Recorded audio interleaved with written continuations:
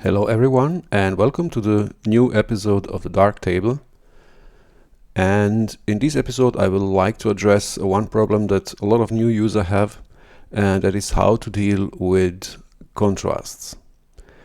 To be able to do that, I will first suggest to set up your Darktable to the new workflow, which is recommended, and that is scene referred workflow. What that means, I cannot explain in this episode.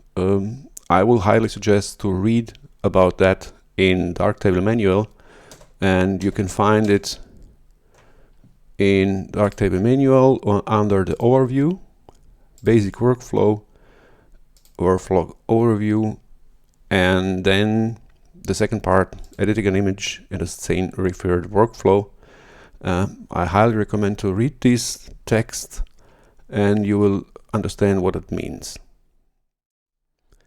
Okay, let's set up Darktable now to be able to use this new scene referred workflow.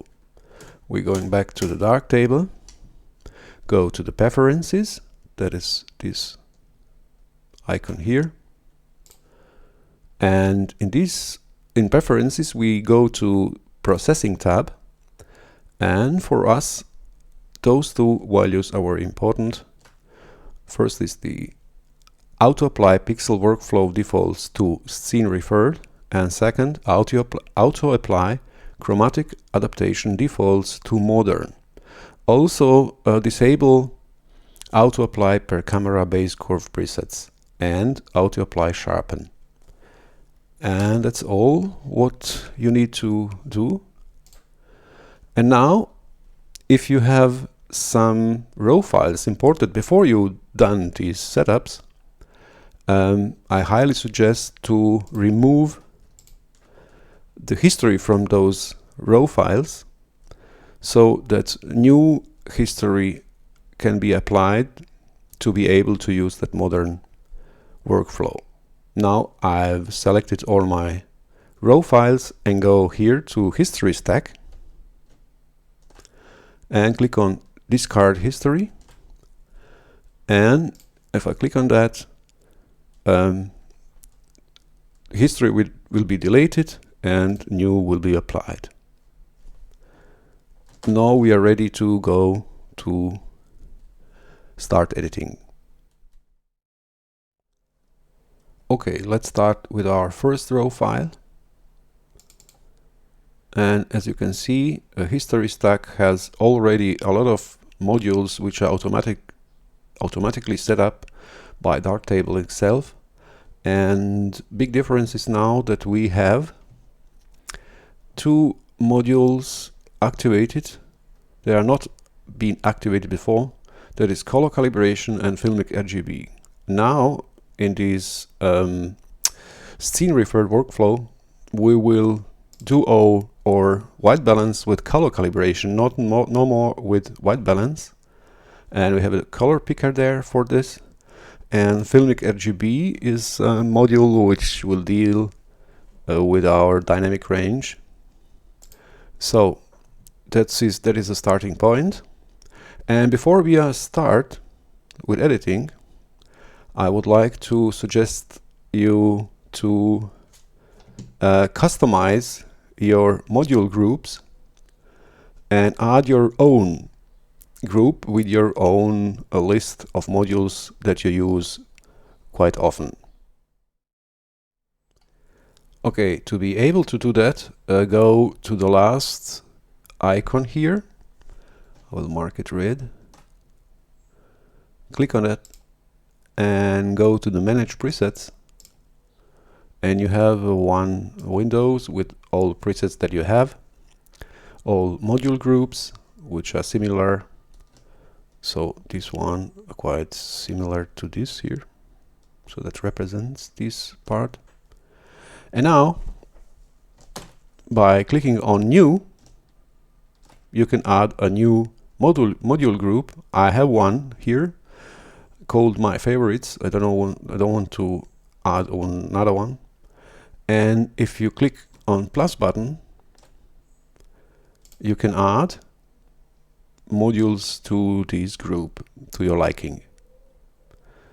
And I customized my modules by adding all those modules that I'm using often, and that will be the way I using Darktable now, so that you don't get confused why I have all these modules here. That's my own group. Okay, before we start with editing, I highly suggest to analyze a bit your raw file to know what is interesting, what is important in the picture, what needs to be enhanced. And in this case, we can see that we have a quite flat looking photo. We don't have much difference in luminosity, so quite low contrast and need to be enhanced. But what parts of picture should be enhanced? What is interesting? What is the focal point? And we have here a bench with quite a low illumination, which is the focal point of this photo. And we will concentrate on that to be able to enhance the photo that looks interesting. Okay, so let's get started. So first of all, I will enable length correction and chromatic aberration to correct its problems with lens. And now add some exposure to the picture so we can clearly see the whole arrangement. And how far you can go is your own taste. I don't want to go too far because I want to add some contrast so that we can have some room for these adjustments. And the second part, what I would like to do is to enhance that contrast, is to use the Filmic RGB module, because we can use white relative exposure and black relative exposure to add some contrast by removing or by decompressing that dynamic range. As you can see, we already get some contrast, but I must be careful not to go too far to lose the details and the highlights. So let's see something about that. Let's turn on our indication for over and underexposure, and we are already overexposing our pictures. So that means I need to go back to exposure module to bring that exposure back and try to use a filmic, maybe black relative exposure, to add a bit of contrast. The other possibility to add contrast with filmic is to go to the look tab and add some contrast, but in this case I don't want to add too much contrast to the shadows, which is this part here. So I will relieve the shadows from the compression by clicking on Shadows Highlights Balance and bring it left, bring the slider left, and you can see we have done most of the contrast dealing with filmic, what we can do, and it's enough for the start. That's before and after.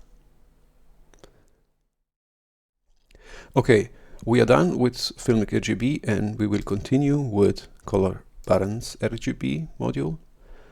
This is one module that can help you to deal with saturation and colors, but also a bit with contrasts. I will explain that by editing. Now I will start with Global Vibrance. And Global Vibrance adds some color intensity to low low saturated pixels much more than to the already high saturated pixels. So you have some kind of balance in saturation there. The second group, called linear chroma grading, adds color intensity to all pixels, but without influencing the luminance. I can demonstrate that by adding global chroma. So that means to every pixel, or remove the global chroma. And as you can see, I'm saturating or desaturating the picture, but better to say I'm adding color intensity or removing color intensity. Well, saturation is another term. And I can do this globally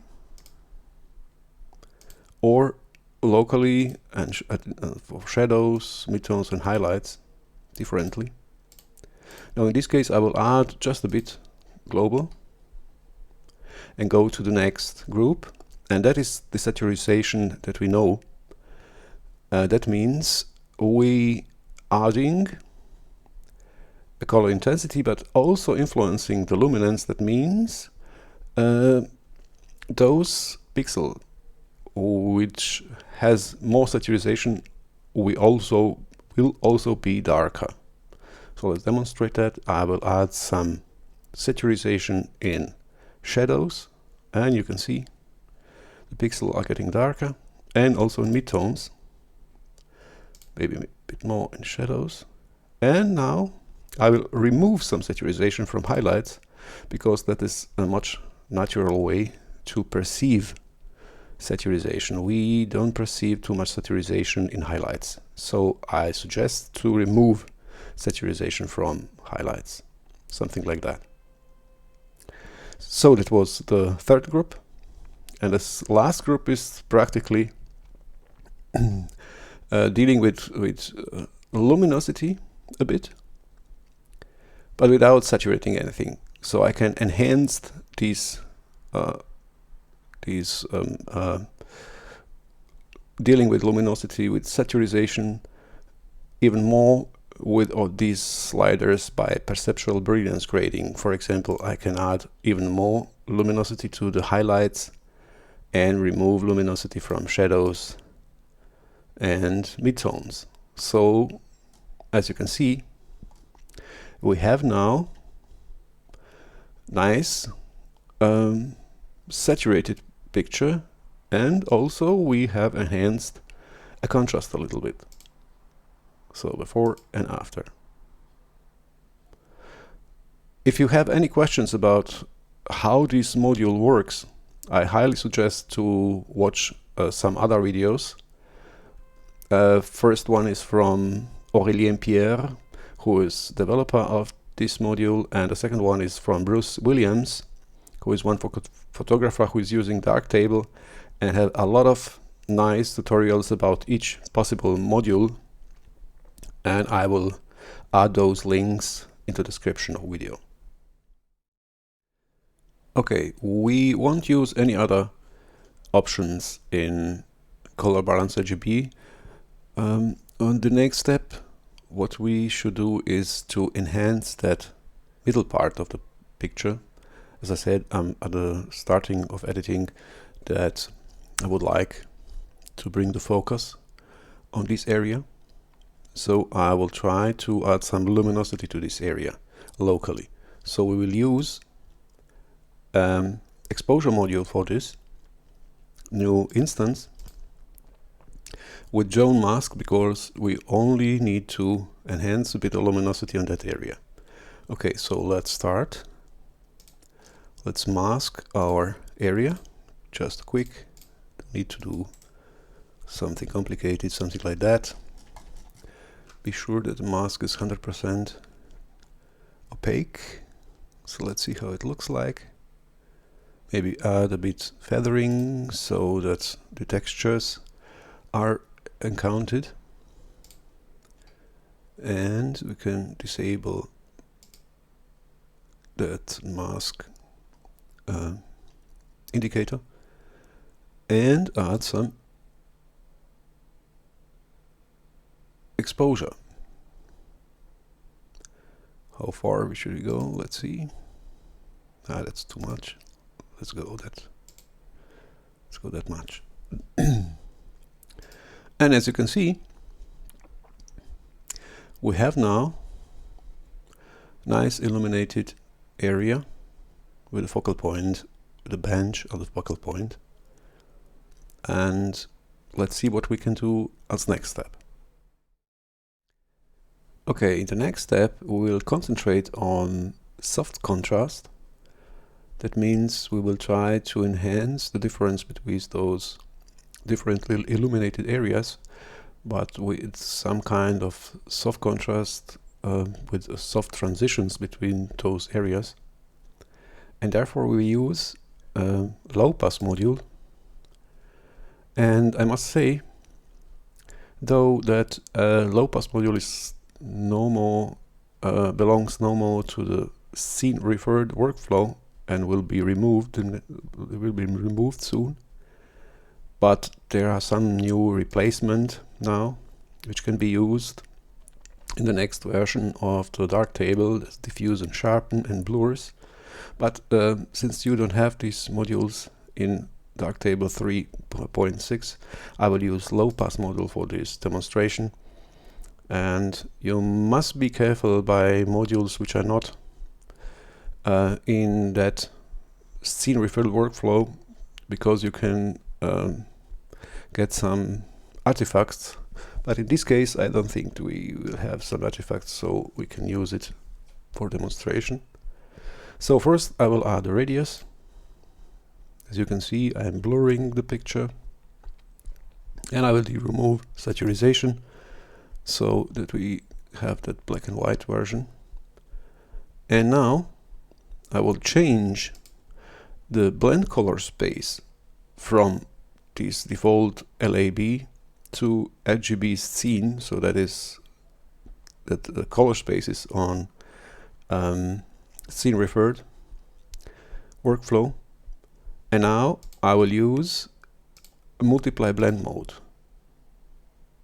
As you can see, picture is quite dark, but I can use blend fulcrum to add some brightness to the picture, and also use opacity to correct a bit that blending. Now let's see before and after. As you can see, now we have nice view of that area with bench, and we have added a much more depth to the picture. So I can show you before and after. The first step what we have done was filmic. Okay, let's see. Now let's try filmic, and then take the snapshot, and that is before and after. As you can see, we have now a nice contrast, but in this case soft contrast, which is very good for enhancing the main viewpoints of the subject. Okay, now we will deal with another example, and let's go back to our light table. Okay, let's see what we can do with the next one. So first let's analyze it a bit, and as you can see, it's also very flat. We don't have so much contrast there and dark. And what is the main subject here?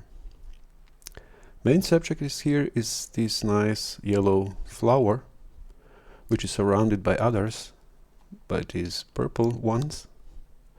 And I would like to enhance that yellow one so that it pop-ups much more, so that will be the focus for viewer.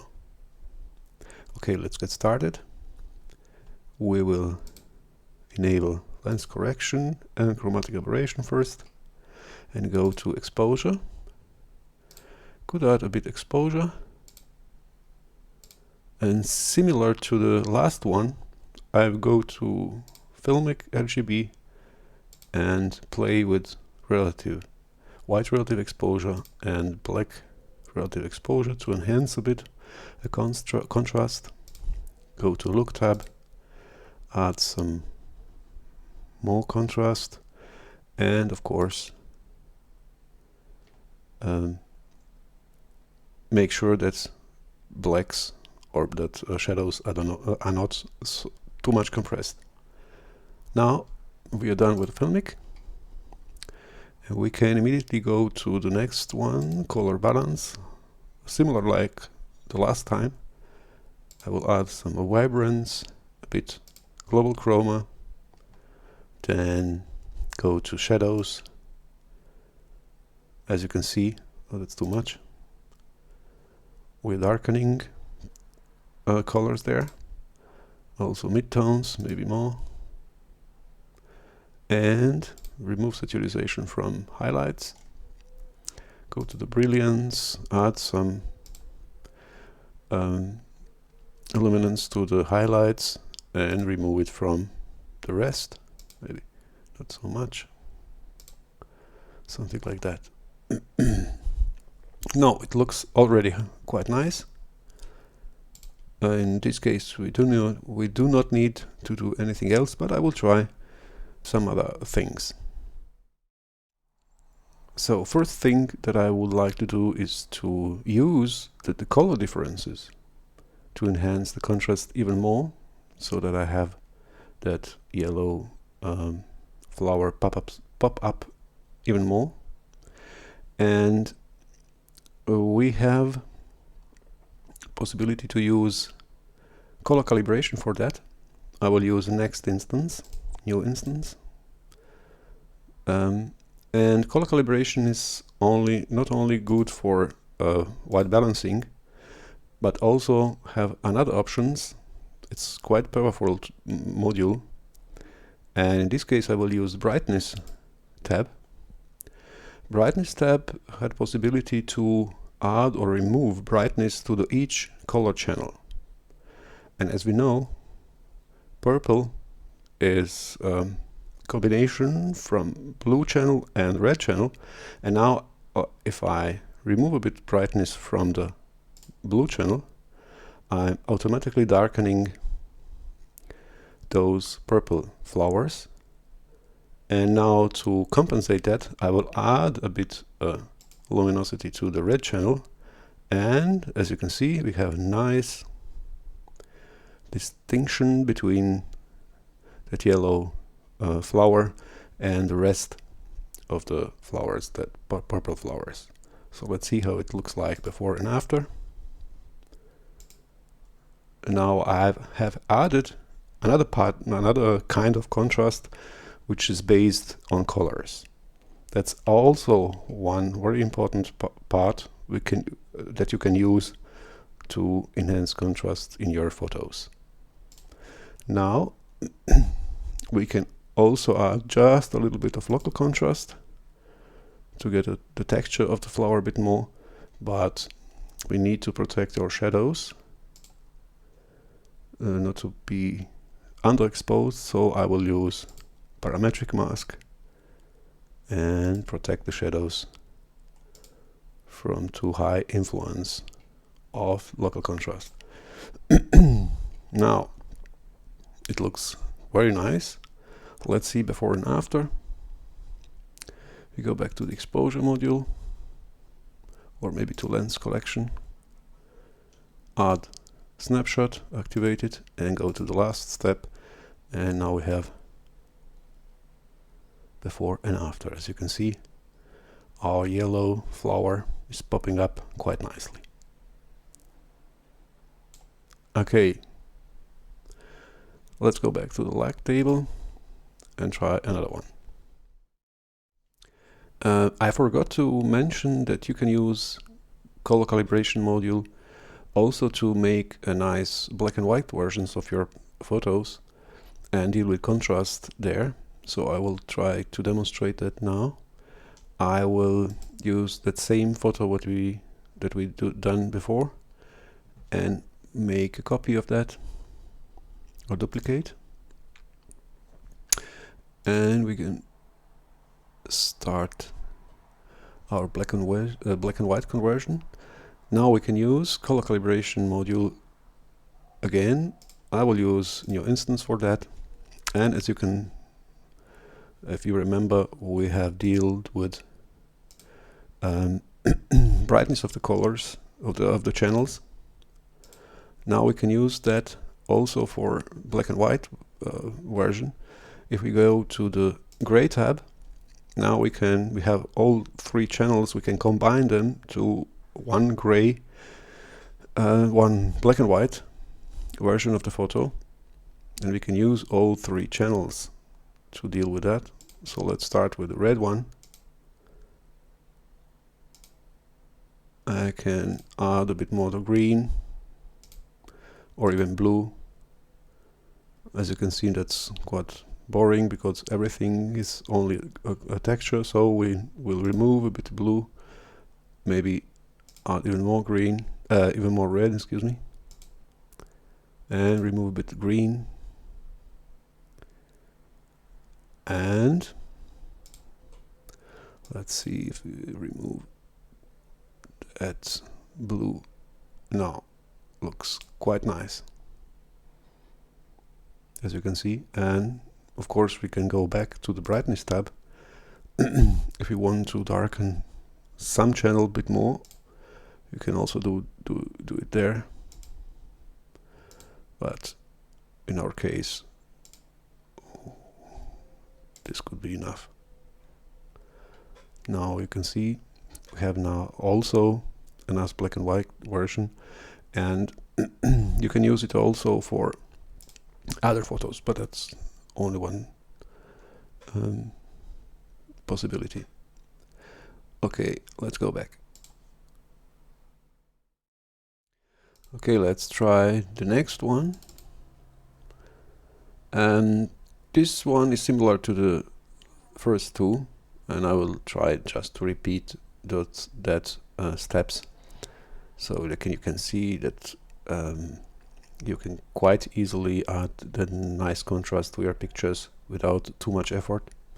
So let's start first with lens correction, chromatic aberrations, and add a bit exposure. Maybe not so much, maybe something like that. Go to the filmic, decompress it a bit, and add some contrast with the look tab, and of course decompress shadows a bit. Now we will use color balance RGB, add some vibrance, add some chroma globally, and then go to the shadows and midtones in the perceptual saturation and remove some highlights, some saturation and highlights. Maybe go a bit further here and add some brilliance to the highlights, remove it from globally, and more or less we are done. So maybe add a bit of local contrast, protect the shadows,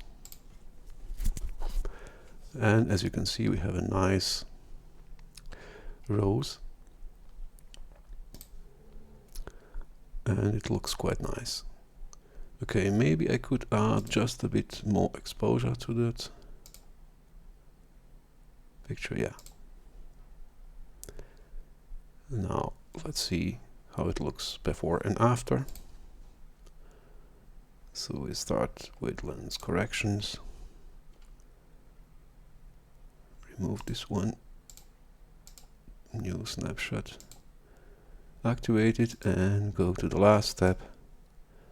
And as you can see,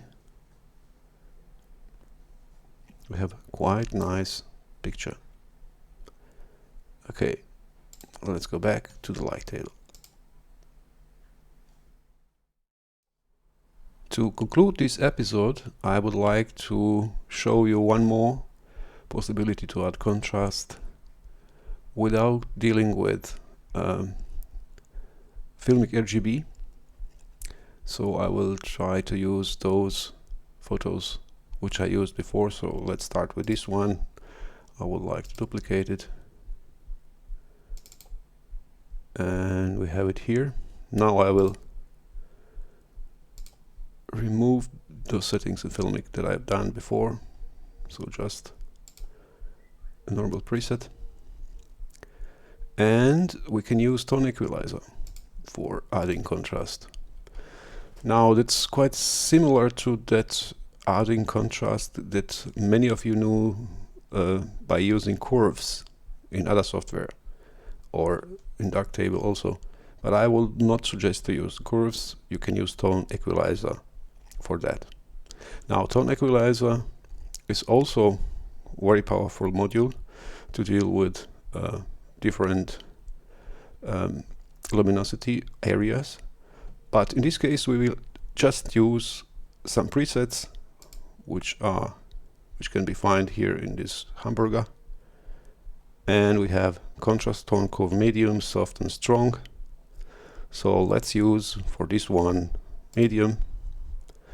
That's too much. Okay, let's go back and use soft one, and as you can see you can add contrast with help from tone equalizer, and now you can move that points and adjust your contrast even more to your liking. Or, which also quite interesting, if you go to masking tab and move that mask exposure compensation here, you're moving your contrast up and down on the luminosity scala. So it deals some kind as some kind of contrast fulcrum, as you can see. So you have two possibilities to deal with points and also with mask exposure compensation. Before and after.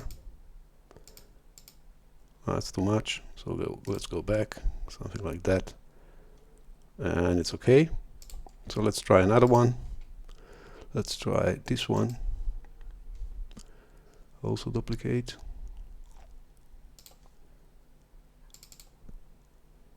And reset Filmic and add tone equalizer with maybe this time medium. And as you can see, we have already a nice contrast. We don't need to deal with other modules for adding contrast because we have now our points. Maybe something like that. Okay, that is enough for this episode. I hope you could understand my English, and if you have any questions you can ask in YouTube channel, or you can go to Pixel Us.